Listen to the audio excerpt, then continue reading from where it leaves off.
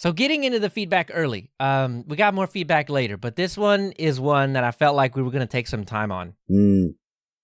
It's a contentious topic for some. It is, and it was. I don't think it was meant to be. No. When you read I the don't full, take it that way, right? yeah, when you read the full context of the comment and everything else, like it seems like a very cool comment. So, but it is a very contentious topic overall. So, I feel like this was written with the best of intentions. But a couple episodes ago, which was Monster in the Middle, we talked a little about Ubuntu and how both Dan and I were on 23.10. Dan, you were running Ubuntu, right? Was it Ubuntu or was it Kubuntu? Well, I was running Ubuntu because we were doing XFCE, that's right. And I had tested some Ubuntu stuff too. Okay, as well. So yeah, a couple different flavors. Yeah. All right, and I was on Ubuntu proper. But Daniel, no relation, asks this. Aren't you guys a bit fed up with Ubuntu? With all this forcing of snaps on users and wanting to put ads in the terminal and telemetry to the OS. I know I am. Which is sad because historically Ubuntu has done a lot for Linux. I just don't want to use a system where I'm forced to do something I don't want to by the maker of the distro. That still seems anti-freedom to me. Hence, I've ended up on Linux Mint Debian Edition because both Cinnamon and Debian are 100% community-based and 100% user freedom respecting. And it's been working great. Absolutely no issues. I'd like to take this bit by bit because I know I do, I'm sure Dan does, we have a lot to say on each of like the sentences because there's a lot. The way this is broken out, I think, we want to probably answer each question and statement. Yeah. Okay. All right. Dan, are you fed up with Ubuntu? No, I am not. It's a corporation. I think they have some. Yeah. So they have some interest in what they do and the way they deliver things. However, I think I get to benefit from some of those things, so I'm cool with it. I guess that's where I'm going. That's how I'm going to start this off. And yeah, I feel like in a very similar vein that I think maybe some of it is a little bit of brand loyalty, man, because I started on Ubuntu early on. It wasn't like Hoary Hedgehog early. I think I knew about Ubuntu at the time. Right. I think I was playing around with different Linux distros and may have stumbled upon it, but I certainly didn't use it as a daily up until maybe it was 8.04. Yeah. Had to have been about 8.04. The timeline seems about right for that. Even still, I think Ubuntu, like all companies, tries a whole lot of different things. And I think more than getting fed up with it, I think I'm proud of them for trying stuff that... Yeah, even if they don't succeed. And they have not. There's a bunch of things, yeah. And so they've put a lot of money into that, right? Yeah, and you saw it, and you know what's really so funny? I really hate the argument that it's like, the Unity fans didn't show up until Ubuntu got rid of the Unity stuff. I think it's more than that, though. Like, and what you don't know is it's a lot of work maintaining your own desktop environment, right? But to the people that were fans of Unity, like they didn't really have, and this is just people in general. Nobody speaks up when things are working. Right. Nobody says anything except for people that obviously don't like it. But the people that are fine with it usually don't say much of anything. So the fans were always there, and they didn't show up until it got thrown out. And then now they're inconvenienced, and so now they start speaking up. And it's like, well, I like Unity, right? So Ubuntu has had a whole lot of missteps, and I think getting rid of Unity may have actually been one of them. Maybe. I'm not sure. So I feel like they carried over the same look and feel, which is mostly what people are interested in. In what they have today with GNOME. They don't have the coolest feature, which was the HUD, man. No, you're right, they don't. But I mean, other than that, though, like putting that aside, right? That's a feature, I would say. The look and feel is really pretty similar, right? I mean, they tried to make it close, and the transition was they succeeded smooth, is as smooth as a transition can be, I think. Well, because they do all the crazy stuff in between, and then they drop an LTS, and everybody's like, "Oh yeah, yay, more of the same." Right, right. But it's like, but that's the point, right? You're not supposed to feel all the pain on the long-term release because that's the one that they're going to support forever. You're supposed to feel the pain in the 3 interim releases leading up to it, and well, yeah, and I think we saw some stats a few years ago where very few people actually run on the interim releases to feel that pain in the first place. So. Yeah. Anyway, so I don't think so. I think they're trying some things that. That's a good point. I don't know that they're that bad, but. Well, I mean, you don't know until you try. I feel like is some of it, right? Yeah. So, but I guess I don't want to say too much because of the next thing that's coming up, which is the forcing of snaps. Now, I think this one was the most controversial and the most recent of weird Ubuntu things that have happened. And it started with, I can't remember exactly the version that it started, but it's when they ripped out the Firefox deb, and then when you tried to install the Firefox deb through apt, they snuck in the snap. And sneaking it in, it actually said it if you did it through the terminal, it straight up told you what was going to happen. And Firefox, for the longest time, has had a way to download the tarball, which actually, Dan, you reminded me of last episode or the one before that. A couple and they times provide ago. instructions. Mm-hmm. Yeah, and they provide instructions on how to just let Firefox maintain it so that it, you don't have to use the snap. So there was a way around that at the time. But anyway, still the is. forcing of snaps. So yeah, forcing, I feel like, yes, every distro does some forcing of what they feel is the experience they want for everyone, right? So that is just the way it is. And so Canonical, and by extension Ubuntu, pushing snaps, which is their technology, I feel like if they don't, are they really doing their job in a way, right? So if they're not pushing their technology first, dogfooding the stuff, like, are they really, what are they doing? Right. Yeah.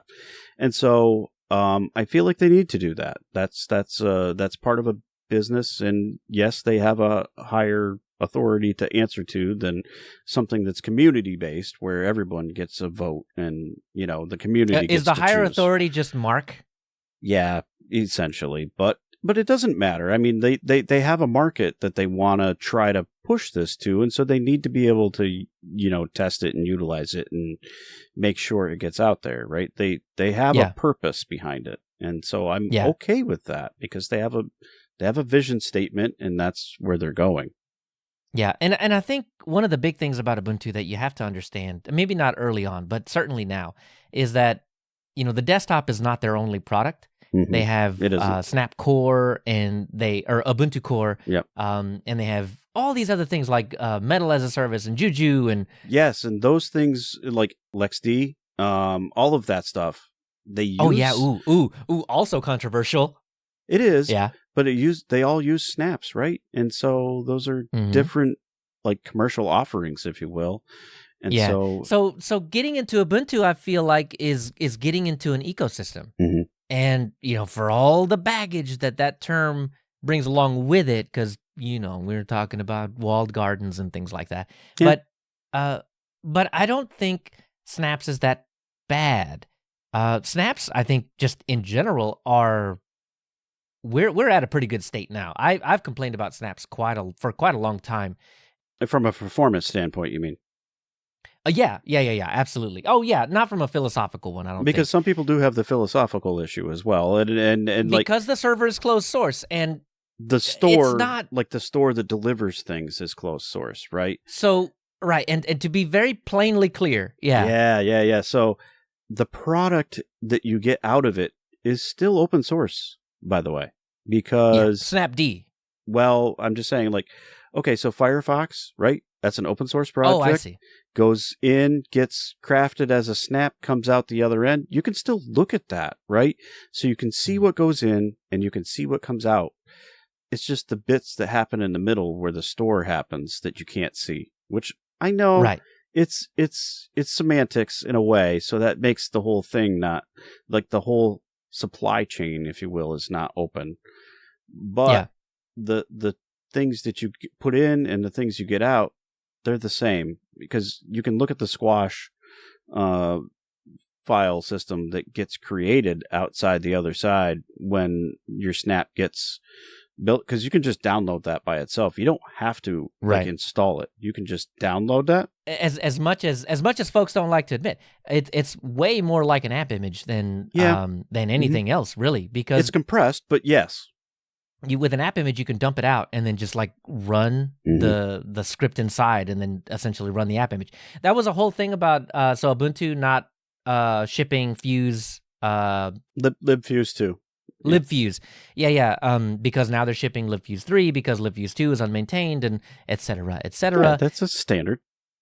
Yeah, but that means that app images don't natively work on Ubuntu. But I feel like way more distros are going to be making that switch. Yeah, they are co-installable, but for how long, right? How long? Yeah. How long do you want to carry that baggage, I guess, if you will, of something that's potentially vulnerable and not getting addressed? Yeah, exactly. But App Image will figure it out. They will figure something else out, or move to Fuse 3 or something like that, and everything will be cool and kosher again. They will. They absolutely will, because if Fuse 2 is going to leave in Ubuntu, maybe I can't believe that Ubuntu is the most forward-thinking It'll on happen this in one. Debian first, probably, and then then carry over, and the same with the other distros. Of course. Yeah, but then Debian will be in trouble at that point from anybody that runs App Images. So I fully believe that App Image will have it fixed before Debian gets rid of it. Yeah, I don't know. I don't get too hung up on this in the philosophical stuff. Everybody that's ramped up on that, but I'm whatever. I'm pretty much the same way. So it was the performance thing on the snaps that really got me, but I think a lot of that has been solved. I still don't like when you do DF or LSBLK or whatever, and you get all this like mess. And the answer to that is, well, just alias a command. No. They did take care of that. Did they? Yeah. Are you sure? Pretty sure. Not sure which version. Check it in the newer versions. We'll come back to this one. One of them might show it. So like LSBLK might show all of the mounts, but DF might not, right? So did they do an alias in the background? Is that what? Did they add the alias magic? Yeah, it could be. I don't know. I don't remember. There was something about it. Once they fix that, I feel like I'll just be reaching for nothing to complain about with snaps at that point. Yeah, and that's, well, honestly, kind of a trivial thing in a way. It is, but sometimes I just don't want to see all that mess. And yeah, well, if you got 40 snaps, I can understand that. Yeah. All right, so ads in the terminal. We're talking, I think this one is probably referencing the Ubuntu Advantage, getting long-term support. Basically, for most people that run Ubuntu at home, this is probably, you're going to see this whenever you do the image magic thing, like you install image magic, and then it's going to be like, oh, you don't get the new version. You get the community version. And if you want the new version that we have patched, you gotta get the sauce. Two things here. Okay. So Pro, like the advertisement, it's not really an advertisement, but we'll get into that in a minute. When it tells you that, so that is for packages that are in Universe, right? Yeah. Yep. Canonical never patched those before. Right. They never did it. It was never done. With Pro, they are. Okay. So you're getting something that you weren't getting before. I'm using the wrong words. It's Pro. It's Pro. Okay. Yep. You always got main supported for the whole lifespan, 5 or 10 years, depending on if you pay the extra or not. At least 5 or 10. And then Universe was always dependent on the community. Always. It was never, ever, unless something was really catastrophically bad, then they would either A, remove it, or B, patch it. But it was rare that any of those packages ever got updates for security type stuff. Whereas now, with Pro, Canonical employees are going in and, patching those things for security and whatnot. Yeah.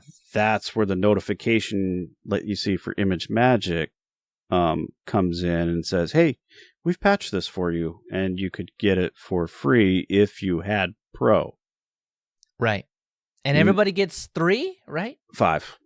I think 5. It's 5. Ooh, yeah, it's pretty sure it's 5. Okay. Yeah. And so that gets me to my next point.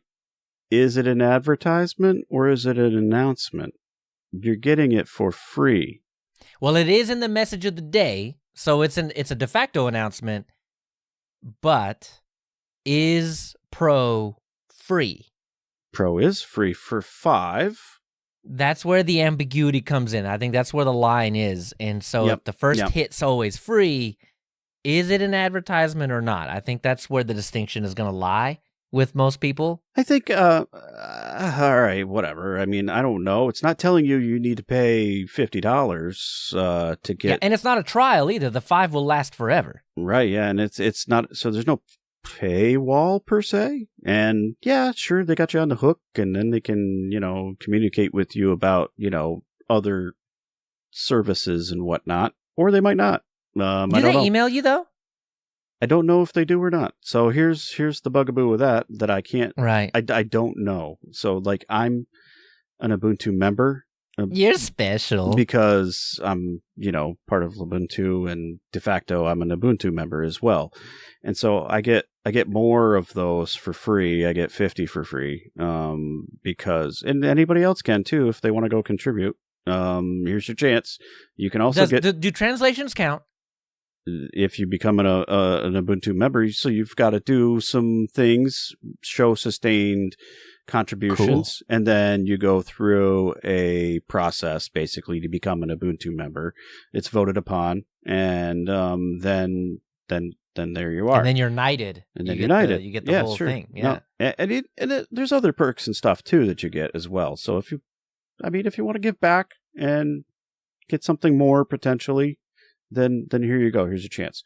But so I don't know if they send you marketing things or not. I don't think so because I don't get them, but that could be because I'm already, in a different way. So I'd have to ask somebody else on that. Yeah, and I've never signed up for any of this. So, if I've installed ImageMagick on any of my machines, that's not. I'm not going to get the Ubuntu updates for that because I ignore that. Right. I don't know that I've ever, because I have a lot of Ubuntu servers running around in my local network here. Yeah. And well, here's the other bugaboo. You're only going to get that on the LTS versions, right? So that's all I run. I run. Yeah, I know, but not everybody does, right? Oh, okay. Yeah, you could run. Yeah, because the other ones aren't supported that long. Right. Yeah, exactly. And they're only patching the ones on the LTSs. So I say that's all I run, but on this machine I'm running 2310. This is the only machine that I'm running 2310 on. Yeah. Everything else, if it is a server, if it's doing something for me, I don't want to think about it for 5 years, so I put the LTS on it. I agree with you. I agree with you. I'm not saying that, but some people do run the interim releases, either for testing or just because. As a server, they're brave. Anything else, that's fine. Yeah, I suppose. I mean, I guess Fedora server exists too, and that's 9 months, right? So, woo! I know. It's a lot of work. That's bleeding edge. So I feel like we've beaten the ads to death. I don't think it's an ad. It's a gray area, and there is a way to disable it as well. Yeah, you certainly can. So, and then telemetry. I'm not really sure what telemetry. I always send the telemetry when they ask. You can turn it off though. I'm the wrong guy to ask about telemetry. We had an episode about telemetry. We did, and I'm 100% for it in a privacy respecting way. Right? Don't hold on. In a privacy respecting way, anonymize me. Don't right. Throw my name in there, whatever. I'm certain they don't send any of that type of stuff. Right. But when something crashes and it's like, do you want to send like all of this crap to Ubuntu? I'm like, yeah, man, send it. Because if that means, even if it is a slim to none chance that something could come out of the back end of that and improve my experience, boy, I'm hitting send so fast. Yeah. Send it all. Fun fact, even if it doesn't crash and it just like something's not right, you can drop down to a terminal and type Ubuntu bug, package name, and it'll start the bug process for you. That's cool. It is cool. It's the only place I know of that makes it that easy. Yeah. So the only other thing I might think that the telemetry thing was the Amazon thing that got added that's in. Gone. But it's been gone for a few releases. That was a mistake. I think everybody up and down the chain has acknowledge that as a mistake. It could have been done better. It could have been done not at all. But right, that one is a fixed one. Some money changed hands there, and they made some wrong choices with it. Right? That's not the first time that happened. Yeah, exactly. But when someone makes a mistake, right, and that they're saying you're sorry, and then they're saying you're sorry and not doing it again. The second one is the one that gets my. I'm like, okay, good. You got me. And I think at least in the Amazon case, Ubuntu certainly demonstrated that they have not done that again. Right. So he goes on. And historically, Ubuntu has done a lot for Linux. Absolutely. Yep. That's very true. Good things, bad things gone. And it is what it is. You remember that Upstart thing? Whoops. Hey, you know where that's still in use? Where? On a Linux system. No, the most I don't believe it. Popular Linux system. No, get out of here. I don't believe it. It is. It's on Chrome OS. That's right. Ooh, I can't believe it. And they're out here making money off it. I can't believe it. So that's cool. It is pretty cool. Yep. So I don't know how much I agree with this one, though. But I just, the quote is, I just don't want to use a system where I'm forced to do something I don't want to do by the maker of the distro. That seems anti-freedom to me. You can uninstall Snapd. I feel like that's where the freedom thing is coming from, because you can uninstall it and pin that in apt, and it'll never come back again. Right. So this is the flip side of this one. You do have to do some work, though. Right. But the flip side of this one is all of the hate that came to Linux Mint when they essentially did that. They do it for you. Yeah. Right. They do not allow Snapd to automatically install. Mm-hmm. And as a matter of fact, if you try to install Snapd on a Linux Mint system, it will prevent you from doing so until you go and take out that pin. Mm-hmm. So the Linux Mint is doing the opposite of this. And I think that's a good thing, but it's still forceful, right? It's forcing me not to be able to use Snap if I chose to. And so right, but the freedom part comes in where I can release that pin in Linux Mint and install Snapd whenever I want to. And this is not some kind of hard blocker that's been compiled into the system where I cannot, without installing or removing huge parts of the system and making my system unstable. Like, it's not that. So it's just a small roadblock that you have to go past. So I don't know if that passes the smell test for anti-freedom for me. I feel like because there's a workaround, it's not like if you uninstall Snapd, you can't use your system anymore, right? There's not that. Right. So, I mean, at least they haven't gone that far into the, borking your system. It doesn't do that. Yeah. It may remove some packages that you had installed, and then you've got to find the new way to, get them back installed. Well, it's going to be a more manual process, because if you wanted Firefox, you're going to have to, get it in there another way. Go grab that tarball, baby. Right. So, I mean, that's a bit of a pain, but that's what you chose to do, I guess, in a way. So, yeah, you just got to find your way around it. Anti-freedom, I don't think it lives up to that, but it does. Limits your mobility. I'm going to say it limits your mobility. How's that? Yeah, it adds up to inconvenience. That is 100% true. Yep, I'll buy that. Something that I'm happy about, the way that he ended out the comment was, I've ended up on Linux Mint Debian Edition because Cinnamon and Debian are 100% community-based and 100% user freedom respecting. I got nothing to say about that because that's all true. It is true. They are both community-based. And, the other community-based distro that came to my mind, Arch, by the way. Ooh. I wonder what the Cinnamon situation is like on Arch. I don't know. Think I've run but it's that. very bare bones. But, you could theme it up any way you want. And Cinnamon, no shade. Like, use what works for you, I think is the most important thing. Just because, there's a distro that I work on, that doesn't mean I intend that to be everyone's distro. I don't have those kinds of illusions, if you will. It's not that's for why everybody. there are 7 million distros, man. Exactly. No, and so it scratches an itch, and I like it, and whatever. I mean, you use the one that you like. That's just the way it should be. There's a lot of freedom in the choice. Yeah, I find freedom in pragmatism, and I think that's why I mesh so well with Ubuntu. But yeah, man, LMDE is fantastic. I'm glad it's been working for you. I'm glad you've had no issues. I'm glad that you're getting on with it. Amazing. I am a Linux Mint brother, so what can I say? It is a fantastic one to be on. So thanks, Daniel, for writing in. And as you can see, look at the timestamp now. This one probably wouldn't have fit too well in the reverb section because it took so long. This is a good topic, though.